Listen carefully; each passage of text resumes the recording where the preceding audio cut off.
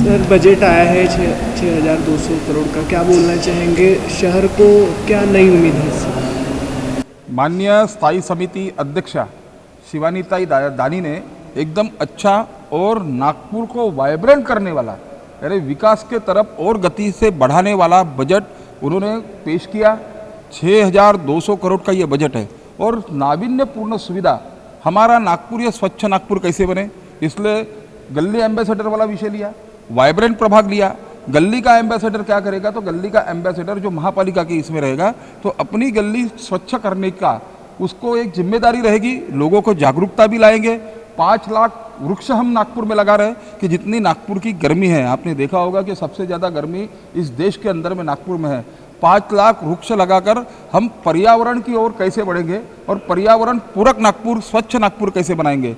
उसके पश्चात घाटों का विकास होगा। आज नागपुर में घाटों की संख्या कम है तो भी वो ज़्यादा जगह कम है, लेकिन उसका सुंदर डेवलपमेंट, उसका डेवलपमेंट ताकि वहाँ पर दुख में आने वाले लोगों जो लोग हैं, जो उनके अंत्येष्टि के लिए आते हैं, तो वो घाट का भी विकास डेवलपमेंट होना चाहिए। ये माननीय शिवानीताई दानी ने किया है। अभी नितिन जी के संकल्पना से आर्कुलेटेड बसेस चलेगी जो विदेश में चलती है। आपने देखा कि लंदन के अंदर में, बेल्जियम में, रूस में जो आर्कुलेटेड बसेस चलती है वैसी बस चलेगी और एक बस की क्षमता वो 18 मीटर रहेगी। एक बस में 100 लोग बैठेंगे और 100 लोगों में ऐसा लगेगा कि हम एरोप्लेन में बैठे हैं। वहाँ पर चाय नाश्ते की कैंटीन की व्यवस्था रहेगी, एयर होस्टेस जैसी वहाँ पर सेवा करने वाले कंडक्टर रहेंगे और वो बस जो चलेगी तो ऐसा लगेगा कि हम नागपुर में नहीं तो हम विदेश में आ रहे हैं। ऐसी 25 बसेस हमने नागपुर के अंदर में भारतीय जनता पार्टी नितिन जी के संकल्पना से माननीय शिवानीताई दानी ने उसका टेंडर भी हो गया है और हमारी देश की कंपनी जो मेक इन इंडिया हम कहते हैं, माननीय मोदी जी ने कहा, तो टाटा को यह टेंडर गया है और ये 2029 तक ये हमारी बसेस नागपुर में दौड़ने वाली है। और इसके पश्चात भी शिवानीताई ने बहुत से विकास किए हैं।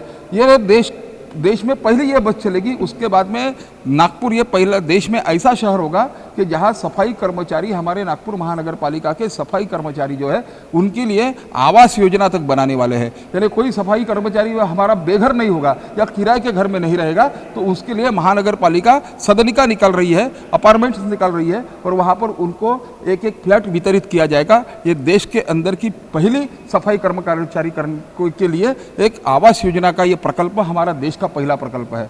मैं माननीय शिवानीताई दानी का अभिनंदन करना चाहता हूँ कि उन्होंने ज़मीन पर रहकर नागपुर के लोगों को क्या चाहिए, ये ऐसा ही बजट उन्होंने प्रस्तुत किया है और जो लोगों के मन में था वो लोगों के मन की ही बात उन्होंने बजट में उतार दी है। इसके लिए शिवानीताई का अभिनंदन। ये जीसीसी और एनसीसी कॉन्ट्रैक्ट जो है, इस कॉन्ट्रैक्ट में आप देखिए कि नागपुर शहर ही नहीं तो देश के नहीं तो पूरे विदेश में जितने भी इस कॉन्ट्रैक्ट के ऊपर से बसेस चलती है सब घाटे में है।